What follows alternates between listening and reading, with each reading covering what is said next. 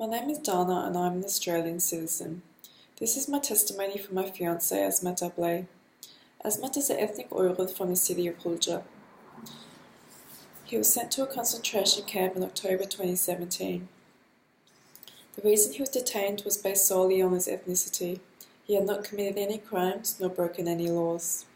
His ID card number is as shown: 654 101 198 605 082 217.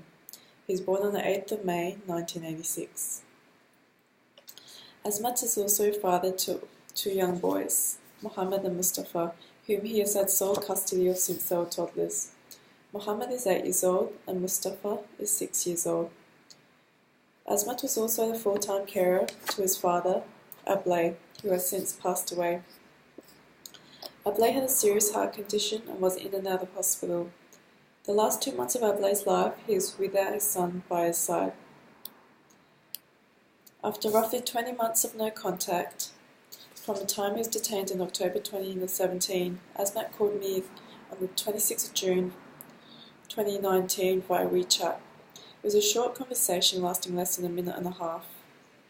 He called me again on the 5th of July 2019 while he was visiting his children.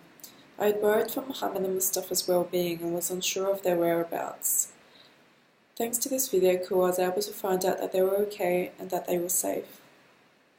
This video call lasted 30 minutes and was a conversation that I found very odd and confusing. There was a lot of contradictions and code words used. As you can tell from this photo, Azmat looks very sleep-deprived. This is a very different Azmat from what I know. He seems to have aged a few years from his time in the concentration camp. In this video call, I also saw his son Mohammed. Mohammed seemed different. He wasn't the happy, vibrant child I knew. It was like a dark cloud was hovering above them both.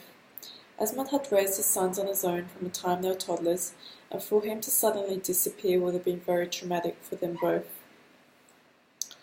In this conversation, I could tell Azmat wanted to say a lot more. He was very cautious in his choice of words.